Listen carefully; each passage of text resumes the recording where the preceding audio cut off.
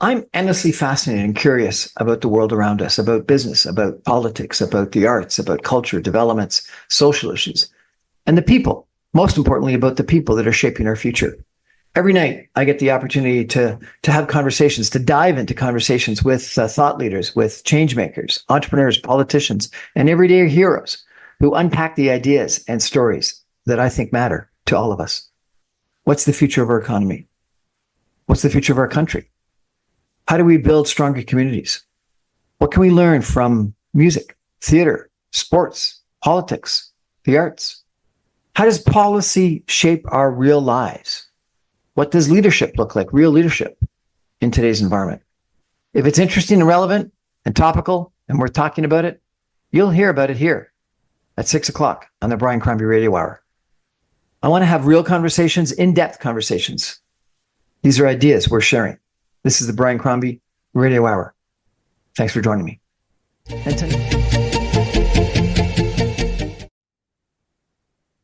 Good evening, everyone, and welcome to the Brian Crombie Radio Hour. I am incredibly honored to have Linda McQuaig with us tonight. Linda McQuaig is an award-winning investigative journalist. She's a Toronto Star columnist. She's the author of 8 nonfiction national bestsellers, and she's just recently issued her first fiction book. I have been a fan of Linda's for a long period of time, reading her, I think, since you wrote about Patty Starr back. When was that? That was like 2 or 3 decades ago. I can't even remember now.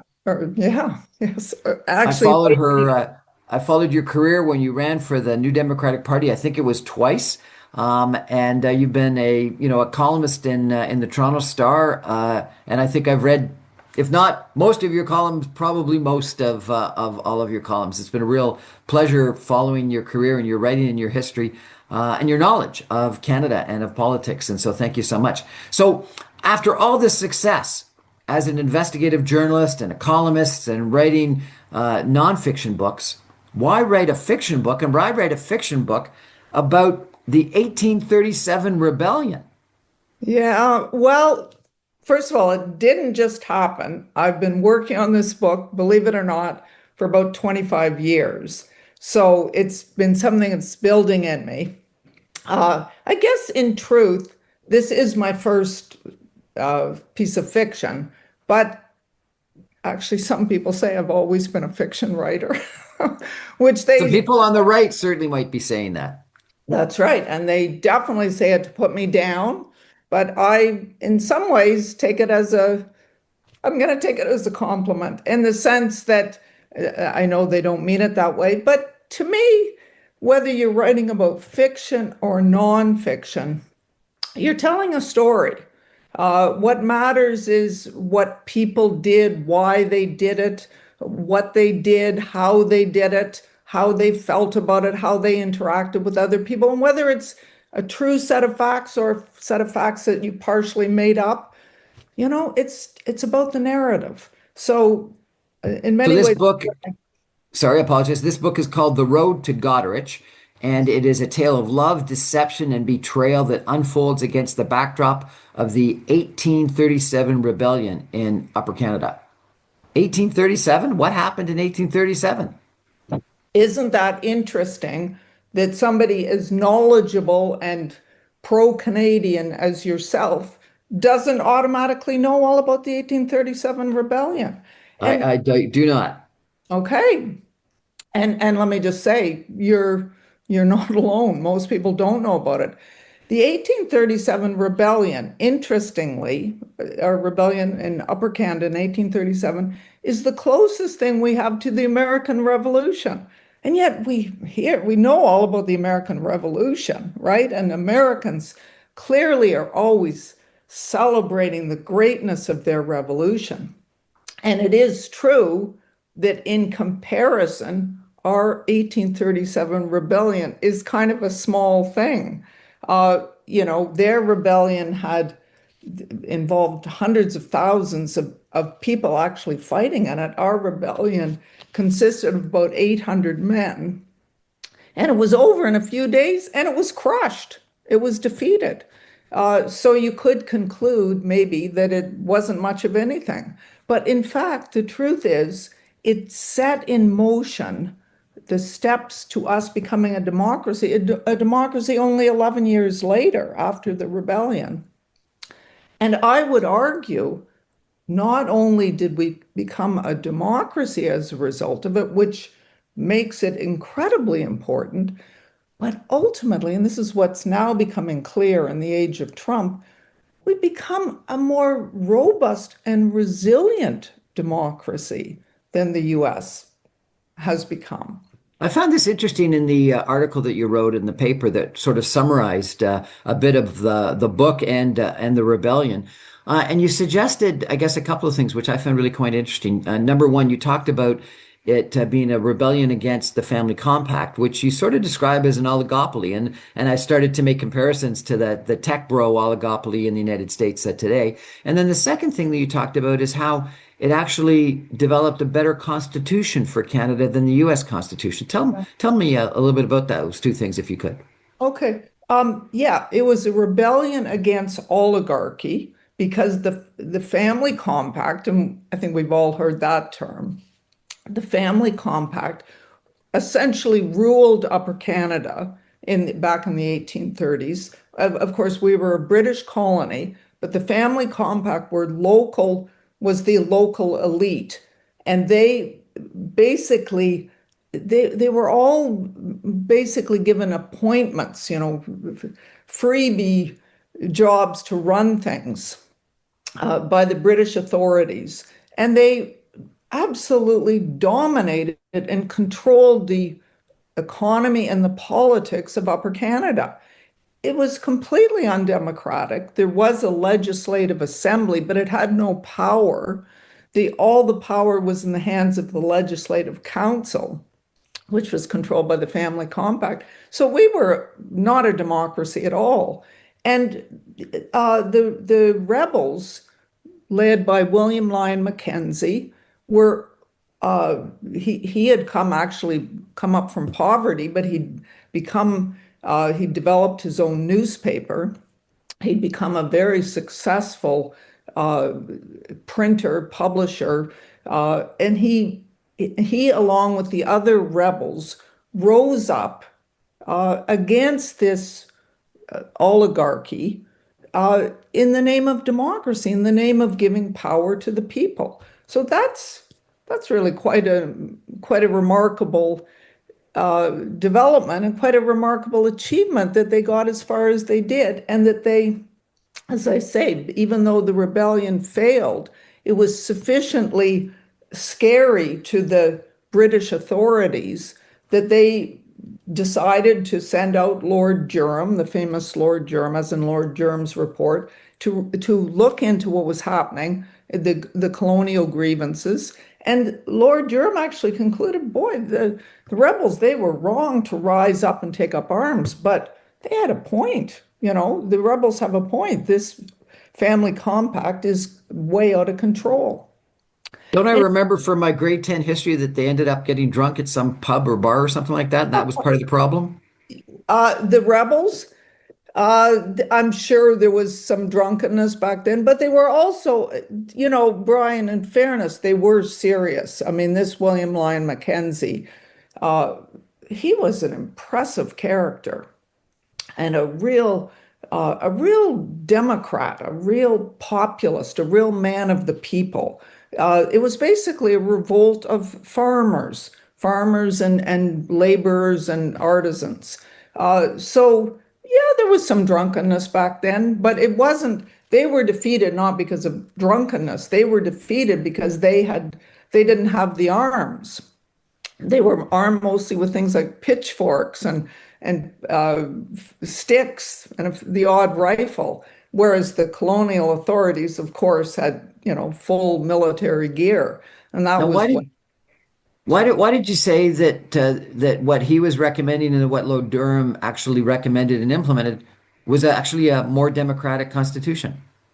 Oh, yeah. Okay. So in comparison to the American situation, okay, so if you look at the American Constitution as it was signed in 1783, it's quite a limited document. It has all kinds of things that are not particularly democratic. Among other things, it accepts slavery.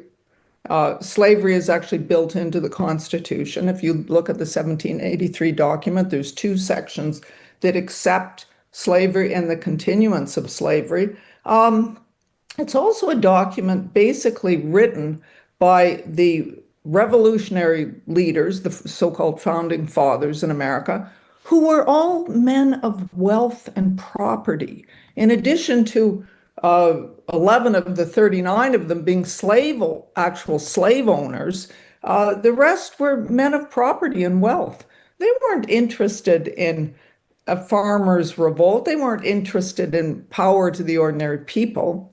They were interested in getting rid of British power so they could basically run things in the United States. And that is built into their Constitution. Their Constitution is built around restraining popular democracy.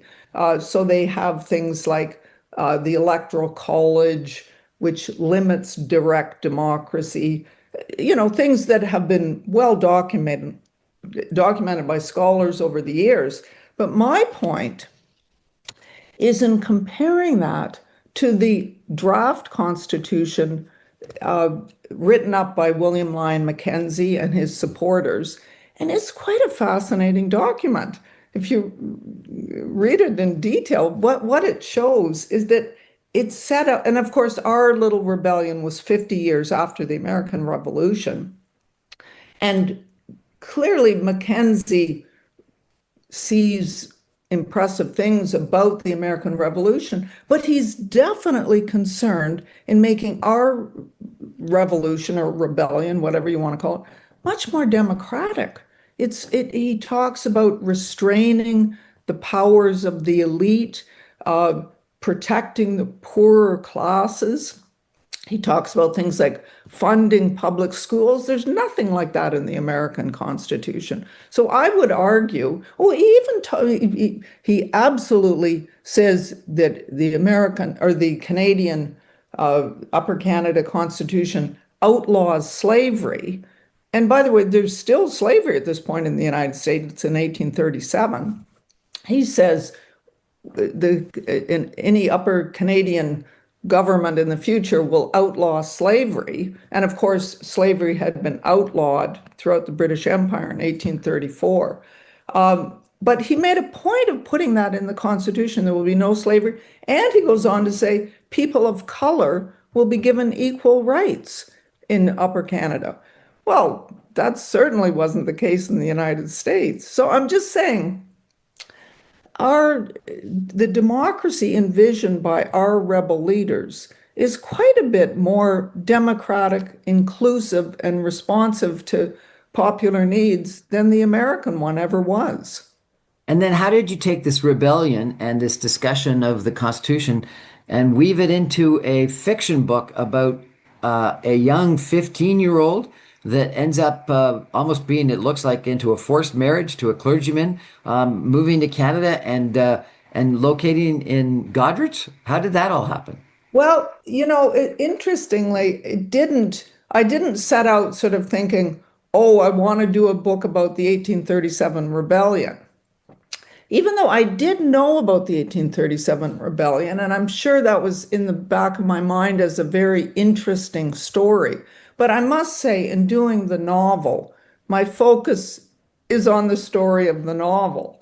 And the story of the novel, as you point out, is about this young girl who's pretty much she marries against her will a very unpleasant man. I shouldn't say against her will. She agrees to it, but she only does it to help her family avoid poverty. And he's a clergyman. But he comes from a wealthy family, and A family that you say is cruel and disdainful toward her. yes, because she's a girl from a rural setting. They start out in Scotland, right? So she lives in the Scottish countryside. She marries this wealthy Presbyterian minister from Glasgow, moves into his family's big mansion, but it's a cold, cheerless place. And she's treated with disdain by the family. And, you know, her only consolation is she becomes very close to the maid who is assigned to her, this young woman, Lottie. Oh, and she discovers the writings of Mary Wollstonecraft, the one of the early feminists, who have, you know, ideas about what back then was called the emancipation of women. But in any event, she ends up because her husband decides, for a number of complicated reasons, he decides to accept a posting in this. He wants to get as far away as possible from his failure on many fronts back in Scotland. So he accepts a posting to come to the New World, to Upper Canada, to the most remote place of all, Goderich, which isn't even on the map back then. And so much to her horror, she's dragged along, she and their young daughter. But fortunately, she's delighted that she gets to take with her Lottie, the maid. But also, unfortunately, coming with her is Sam, Lottie's brother, who's sort of the family's carpenter. And he's going to come along for the purpose of building a church for the Presbyterian minister in Goderich. But he and the young woman, Calandra is her name, they don't get along. So there's all kinds of tension, and they all set off. First of all, they have to get across the Atlantic, and then through this enormously difficult trek through what was then just a dark forest between Toronto and Goderich, and a terrible tragedy happens along the way. And I'll just tell this much, when they get to Goderich, there's a case of mistaken identity.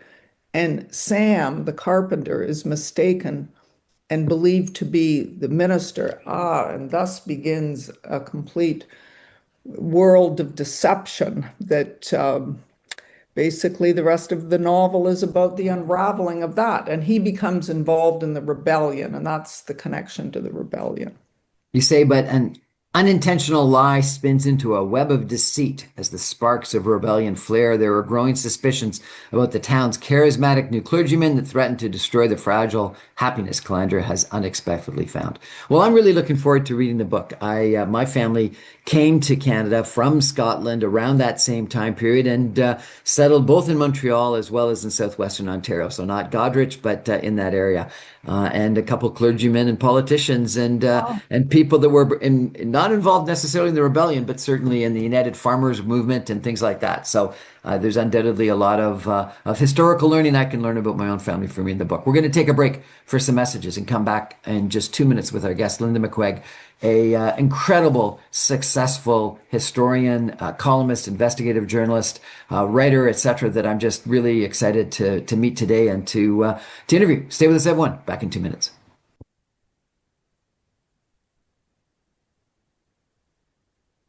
Welcome back, everyone, to the Brian Crombie Radio Hour. Real honor of mine tonight to be interviewing Linda McQuaig, who is a investigative journalist. She's a columnist. She's an author of 15 nonfiction books. Someone who I have really had the pleasure, along with probably most of you, of reading for numerous decades about some of her columns and stories about what's going on in Ontario and Canada. She's now released her first book of fiction, called The Road to Goderich, and it's a tale of love, deception, and betrayal that unfolds against the backdrop of the 1837 rebellion in Upper Canada. Linda, thanks again for joining me. Have you got a section from the book that you could read for us to give us a sense of what the story's all about? Absolutely. Let me, I have the book right here. Okay. Well, okay, I mentioned that Calandra, the 15-year-old in Scotland, she ends up, I'll just have to set this up a little bit. I mentioned that she ends up marrying a reverend, a Presbyterian minister, whom she does not like, a very unpleasant man. Actually, where she meets him is that where the book begins, her father has just unexpectedly died. And this Presbyterian minister is brought in to because the usual reverend is not available. So they have to bring in somebody from outside the rural area to, to officiate over the funeral. And so this is where she first encounters this clergyman. I'll just read a section here. There was much to study this is in the moment in the church when she encounters for the first time this Presbyterian minister officiating at her father's funeral. There was much to study in this peculiar looking man. She'd heard that he'd come from Glasgow due to the illness of Reverend Patterson, who had been the local pastor since her father was a child. This preacher had none of Reverend Patterson's warmth. He was short and had pallid skin, deeply set narrow eyes, and strange protruding lips. His eulogy was almost completely impersonal, referring to her father only as this good man, after once using his name. He even had to check his notes before mentioning that Fenwick was the town they were all gathered together on this sad day. It was such a sharp contrast to the eulogy that would have been delivered by Reverend Patterson, and its remoteness drove home Calandra's feelings of pain and loss. It was made worse by the Glasgow minister's stutter. Fenwick, he had said. Anyway. And then how did she end up marrying the guy? Well, she ends up marrying him. She only because, her family, she's one of 8 children.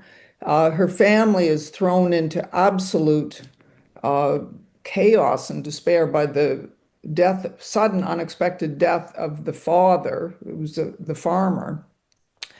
And and they're basically plunged into poverty. And this minister, who's come to officiate at her father's funeral, spots an opportunity. He's a very failed, difficult, unpleasant man who's a failure in the eyes of his father, whose father's a successful merchant. And this is a chance for this failed minister, whose name is Norbert, to kind of secure a wife. No, he'd been rejected by the eligible girls in Glasgow. And here's a chance for him to secure a wife who's an attractive, simple, but, articulate young girl. So he immediately, after the ceremony, makes a proposal to Calandra's mother. And, to Calandra's horror, she's suddenly in this situation where, in order to save her family from destitution, she has to go and marry this minister. It's a big decision for her, but in the end, she would rather stay home and help the family through the crisis, but she comes to realize what they really need her to do is not to stay home and help, but to go and marry this horrible man and live with him and his wealthy family in Glasgow and have the mortgage on the farm taken care of. And that's what she ends up doing with great regret. And then they end up moving to Canada and to Goderich. That's right. And again, after she sort of manages to put her world together after this horrible decision to move to Glasgow, she lives in Glasgow for a few years with the family. And then the minister makes this decision to move to Glasgow, again, without consulting her or anything. And her world is yet again torn apart. The last thing she wants to do is make this trek all the way across the Atlantic, away from her family forever, through the dark forest to Goderich, to a completely unknown place. But it ends up being quite a wonderful event for her in many ways because, well, I can't explain, I don't want to give the story away, but she ends up in a situation where, well, I think I mentioned that the carpenter ends up in Goderich being mistaken for the minister. So she ends up posing as she goes along with the deception, she ends up posing as the wife of a man who ends up being quite a hero and quite a charismatic figure that inspires the people of Goderich. And maybe I'll just tell this little bit of history because one of the reasons that I selected Goderich was a very important place back in the 1830s, in that a very powerful British land development firm called the Canada Company was given the whole Huron tract. It was 1 million acres to develop that for farming, and the head of it, Thomas Mercer Jones, is a very powerful figure in the family compact. And so the carpenter, and by the way, that part is true. But then what I've added is that the carpenter who's mistaken for the Presbyterian minister becomes, he's now the minister, the Presbyterian minister in the town of Goderich. And he also becomes sort of a champion of the people in that he stands up against the Canada Company, which is controlling all their lives. He stands up against them and champions the rights of ordinary farmers. So they love him. He becomes just a wonderful character in the town. But he's hated by the family compact. He's hated by the people that run the Canada Company because he's standing up to them for the first time. And through that, he also becomes involved. He's a local leader in the rebellion, okay? And the rebellion is, of course, the rising up against the family compact. So the stories of love and betrayal and deception, they all sort of intertwine between a true set of facts about the 1837 rebellion and these fictitious characters as well. Well, it sounds like a great narrative, a great story. I look forward to reading that and being a reader of your columns and articles over the past. I'm not surprised that you're writing about someone who is finding some of their feminism and emancipation of women back in the 1800s, and then also about an individual who becomes a hero for the common man, rebelling against the oligarchy. So there's got to be some similarity, commonality, connection between your fiction writing and your nonfiction writing. So that's wonderful. Where do you get the ideas for who these characters are? Like, do you dream them up at night, or how does an idea for a young girl, 15, being forced to marry, moving across like, where do those ideas come from? Do they just? I'm interested in creativity. Like, where does it come from? Well, that is interesting. I mean, it comes just from imagining the stories. I mean, I must say, I have read a lot of Victorian fiction. I'm attracted to that period and also nonfiction about that era. So I have some sense, I guess, I'd like to think of what life was like and how characters thought about things. But to a certain extent, I think with any fiction, the characters, they take on a life of their own, and you become immersed in what their lives would be like and how they would interact. My characters aren't particularly modeled on any, the fictitious characters are just fictitious. Like, they're not, that isn't my uncle that I'm writing about there, or my father or aunt or whatever. Those are people that I've made up. I guess the only person that maybe is real in some senses in my mind, actually modeled on somebody in my life, is there's the daughter, Calandra's daughter, ends up being an important character, and she's the narrator of the thing years later. And I must say, I've modeled her after my daughter. So, there's an idea that, Well, that's fun. Remind us the name of the book and where can we buy it? well, it's called The Road to Goderich. Well, I think you can buy it at any bookstore, online, published by Dundurn Press. I think it's pretty easy to get.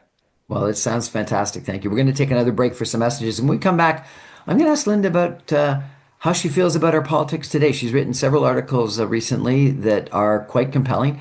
And I think given it's 10 years since the Trudeau government was first elected, there's been a lot of attention to, where have our politics gone since then? And I bet Linda McQuaig's got a point of view on this. Stay with us, everyone. Back in 2 minutes. Welcome back, everyone, to the Brian Crombie Radio Hour. It's a real honor of mine and a real opportunity for me, I think, to interview Linda McQuaig, who is a investigative journalist. She's been writing for the Toronto Star and other places. She's a writer of 15, I think it is, nonfiction books. And someone who I've really admired, both from your writing standpoint, but you also have been very involved in politics. You ran twice for the New Democratic Party. You've always been thought of as, I think, as a progressive a voice in Canada. And I want to ask you about that, if I could. It is 10 years since Justin Trudeau won a majority government, came from third place. People were surprised. He talked about sunny ways. And it was really a very progressive agenda for a while in regards to climate change, decriminalization of marijuana, et cetera, Indigenous reconciliation. We seem to have gone in a very different direction of late. Even the Liberal Party with Mark Carney as the current Prime Minister, many people have gone to the right or at least to the center. Per Poilievre and the Conservative Party seem to have gone to the right. Is that an influence by Donald Trump? Is it just the reality of where we are? You talk about sort of feminism. Feminism, with Charlie Kirk seems to have fallen away. Certainly during the last U.S. federal election, there was a lot of talk about feminism and reproductive rights from the Democratic Party, and that didn't seem to sway. There were too many females that were actually voting Republican, and almost Charlie Kirk, and unquestionably terrible tragedy that he was murdered, assassinated, killed. But at the same time, a lot of people saying that what he was voicing was a desire to go back to the Stepford Wives kind of era of the 1950s. So how do you feel about politics? You recently wrote an article that I read that was really quite interesting, saying that Carney is missing out on a huge opportunity to attack climate change and do solar panels and thinking about pipelines. So where are your progressive politics today? Are they dead? Are they gone? Are they history? Actually, I don't think they're dead or gone at all. I mean, what happened in the US with the re-election of Donald Trump, of course, is baffling, horrific, whatever, disastrous for the world. I mean, that's a whole separate problem we can get into if you want.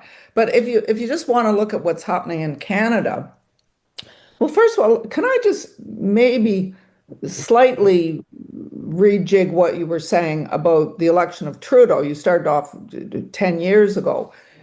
Yes, compared to what we see now, there were progressive things about Trudeau, and he did some progressive things in terms of, national child care. Of course, the NDP pushed him on all those things. Pharmacare, a few steps in that direction.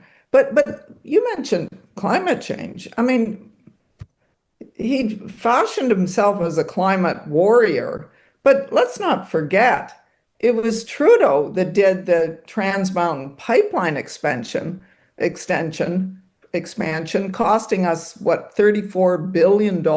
I mean, that was just a terrible, terrible move that just, well, it was stupid on his part. It didn't win him any votes in Alberta, but it was just disastrous in terms of if we're going to get any control over climate change. So I guess I just always want to at least temper things by saying, Trudeau had a lot of problems in those areas. He also appointed, one of the top climate change fighters as environment minister, and passed the what a lot of people call the "No New Pipelines Ever Anywhere" bill that established the regulation that it would appear that the Mark Carney government is completely. Okay, so let's move on to how much worse Mark Carney is, because I agree with you. I and can I just say, I'll just be honest, I'm really disappointed in Mark Carney. I'm NDP. I ran for the NDP twice, so I'm not a liberal, but I had some kind of hopes for him. I was so delighted that he defeated Pierre Poilievre, who I think is really bad. But I must say, I've been really disappointed by the stands he's taken so far. Certainly on the climate front, the move to deregulate and just get big parcels through his he's certainly flirting with the Alberta government, trying to and suggesting the idea that a pipeline would be okay as long as we can have some kind of carbon capture and storage system. Carbon capture and storage is a complete fraud. It is not a viable solution to climate change. It's the solution proposed by the oil industry.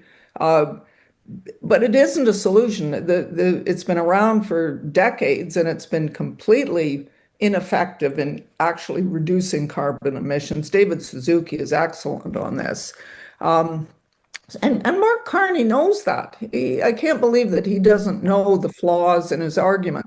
So for him to say, well, a pipeline, that would be fine as long as we can get this carbon capture and storage system in place, we could work on that. Well, I mean, I could go on about how bad carbon capture and storage is, but my point is that's a ridiculous solution. And yet you wrote that long considered a luxury for Chardonnay sipping environmentalists. Solar energy now has the potential to become the energy choice. Absolutely. I thought solar energy only works when it's sunny and perfect out. You think it's the energy of choice? Well, it and wind are what's happened recently. The renewables have just taken off, and you can find information about this if you look for it. But it's a story that's essentially buried in the mainstream media. The extent to which renewable energy, solar and wind chiefly, have so developed in the past 25 years. They used to be a very expensive technology that, I mean, just think about it for a minute. Obviously, what a great thing. Wind and sun, those are natural things. They occur in nature. If we could just trap into them, unlike this very expensive fossil fuel industry that has to be dug out of the ground at tremendous expense and moved around at tremendous expense, now we are able to tap into solar and wind energy at just a fraction of what that used to cost and what is now much cheaper than fossil fuels, even regardless of all the subsidies we provide for fossil fuels. And yet, why aren't we doing more to develop the renewable energy revolution? It's so funny. One of the problems with solar and wind energy, ironically, is that they've actually enabled it to be produced and harness these incredible energies so cheaply that they're not sufficiently attractive to a lot of the big corporate investment companies that want the big profits they can make off the oil industry. But this is all the more reason that we need governments to get involved. Governments should be developing, like what the Carney government could do. He's talking about nation building projects. Why not invest in developing Canada as a solar and wind energy superpower, especially now that the United States, under Donald Trump, has moved to reject renewable energy. Like under Joe Biden, had become a world leader in developing renewable energy. But Trump, of course, is totally beholden to the oil industry. And he's not only rejected all that, he's imposed new taxes on renewable energy. So this is an incredible opportunity for us to get involved, get the government involved to create actually, to develop this incredibly innovative, transformative new form of energy. It's being done in Europe. It's mostly being done in China, but it's also being done in Europe. Why don't we become the North American hub for doing that? It would just be so smart. I love an idea that's been proposed by Seth Klein, who's a climate activist and author out in BC. His idea is to create a youth climate corps in Canada that would anybody under the age of 35 could sign up and get a job for 2 years working in a nationwide youth climate corps that would help with the transition to electrical energy, renewables, solar energy, wind, how to hook those up, how to fully insulate your house.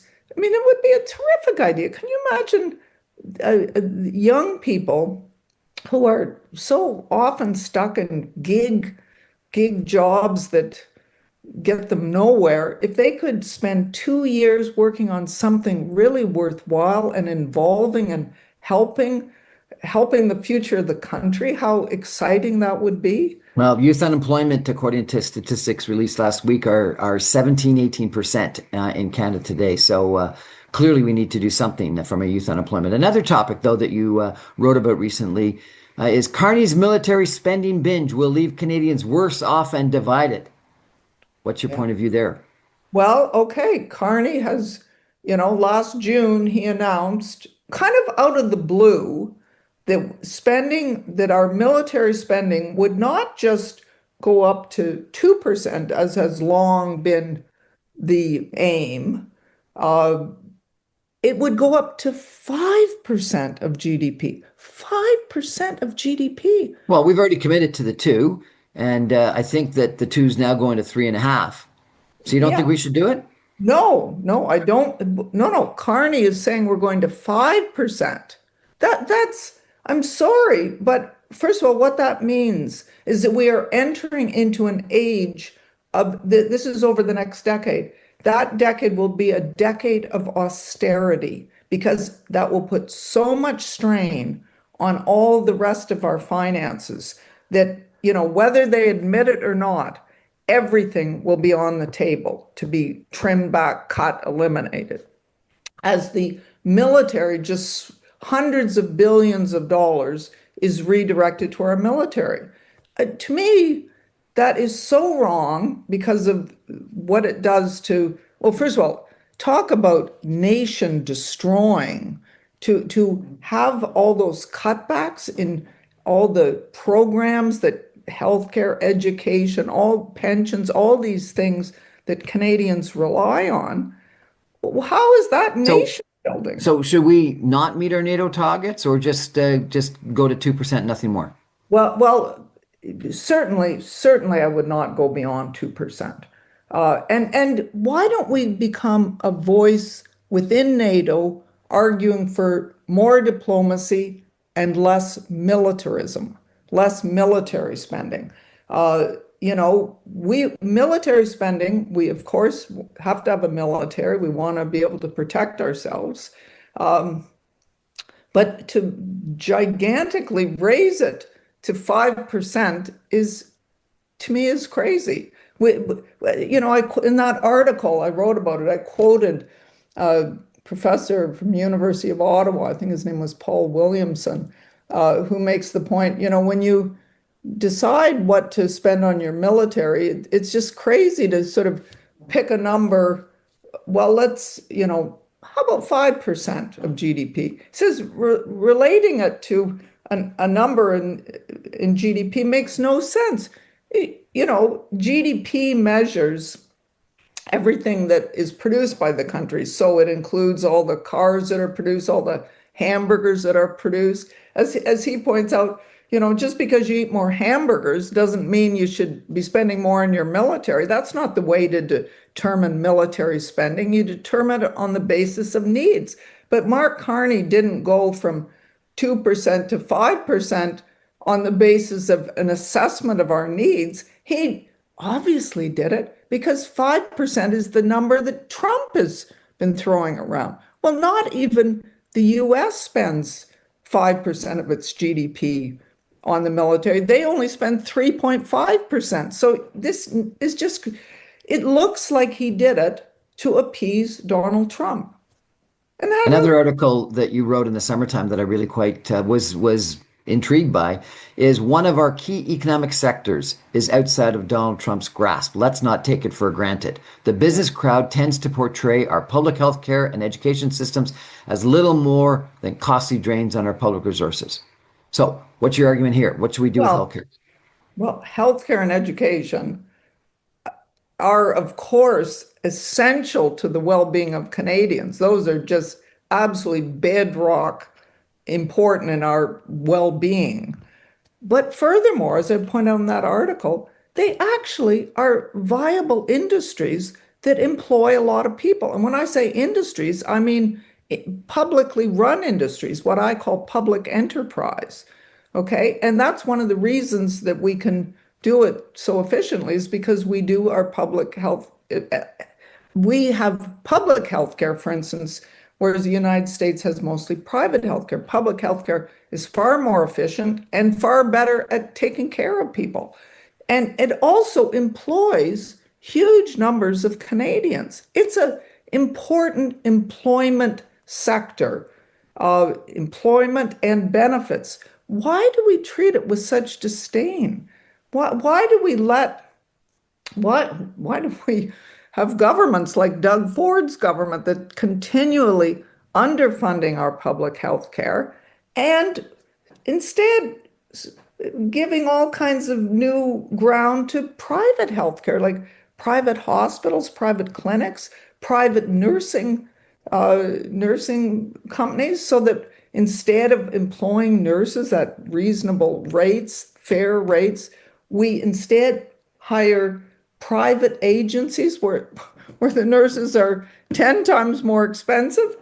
This makes no sense. So my point was that, and again, healthcare and education were the prime examples, that these sectors are extremely important for Canadians. They employ large numbers of people. And they are not subject to the control or the interference or the tariffs of Donald Trump. Donald Trump doesn't put tariffs that interfere with our healthcare and education system. We should be focused on developing even more than we have our healthcare and education. Well, some people have been saying that the Donald Trump anti-immigrant stance creates a huge opportunity for us to get research and development, to get professors, to get healthcare workers, et cetera, to really spur development within our healthcare system and our education system. We're going to take a final break for some messages and come back, and I'm going to ask Linda McQuaig about the Middle East because she's also written quite a bit about that, and that's going to be our last question of the day. Stay with us, everyone. Back in 2 minutes. Welcome back, everyone, to the Brian Crombie Radio Hour. What an incredible privilege tonight to be interviewing Linda McQuaig, a investigative journalist, columnist with the Toronto Star, writer of 15 books, and now issued her first fiction book, The Road to Goderich, which is available at your local bookstore. I want to ask my last question, if I could, Linda McQuaig, about your stance on the Middle East. You wrote at one point in time, Mark Carney's stand on Gaza could actually make a difference. he announced that Canada would support Palestine as an independent country. And then you also wrote that you thought that what Trump did in bombing Iran would destabilize the Middle East. It would appear that actually Trump has achieved peace in the Middle East right now. And some people say it's because Israel is so incredibly strong relative to all the other countries. So were you wrong, or is the peace not lasting? Well, I certainly hope we get some lasting peace. First of all, okay, it's good that there's a ceasefire in the Middle East right now. It looks like there's already going to be some problems with that ceasefire holding. But secondly, I would say, this plan that Trump has come up with, and again, I'm very pleased to see the end of active fighting, the return of hostages, the release of, Palestinian prisoners as well. That is all great. But, and by the way, that was the plan that had basically been devised by Biden.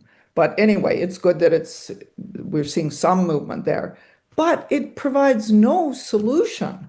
It mentions the aspirations of the Palestinian people. But there's got to be some solution for the Palestinian people. There's got to be some way of creating a Palestinian state. And, that's what all the countries officially support, but we have to actually get behind that. And the devastation that Israel has brought about in Gaza is just horrific. I mean, the place is basically decimated, not to mention the tens of thousands of people that have been killed and others that are still buried under the rubble.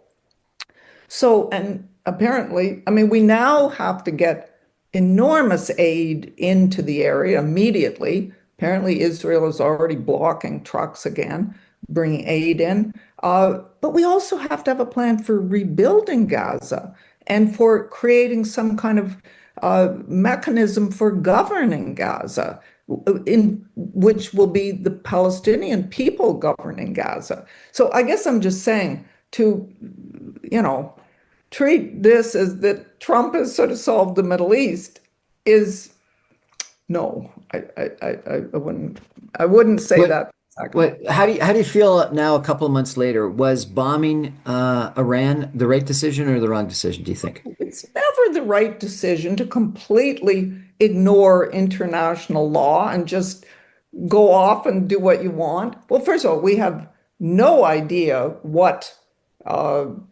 is going to come out in the long run in terms of the Iranian thing, but also to have nuclear.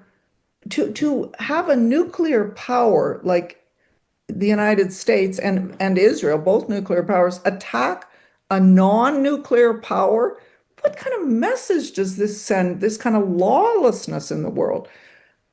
If we want it, the idea is supposed to be to prevent Iran from getting a nuclear weapon. I don't think Iran should have a nuclear weapon, but I don't think Israel should have them either, or India or Pakistan or anyone. Like, what we should be working on is the end of nuclear proliferation. The idea that you go and bomb a country in order to prevent them from this is just the antithesis of international law. Linda McQuaig, thank you so much for joining us tonight. I really appreciate it. Congratulations on your release of your first fiction book, The Road to Goderich. And thank you for the contribution you have made to Canadian society by all your writing, all your opinion pieces, by putting your name forward to run for politics, and being the incredible Canadian, incredible author, incredible columnist that you have been. I really appreciate you joining us tonight. That's extremely kind of you, Brian. It's been a real pleasure to be here. That's our show for tonight, everybody. Thank you for joining. I remind you, I'm on every Monday through Friday at 6 o'clock on 960 AM. You can stream me online at www.saga960am.ca. My podcasts and videos go up on my website, briancrombie.com, on YouTube, on social media, as soon as the radio show is broadcast to air. Thanks, everybody. Thank you, Linda. Good night.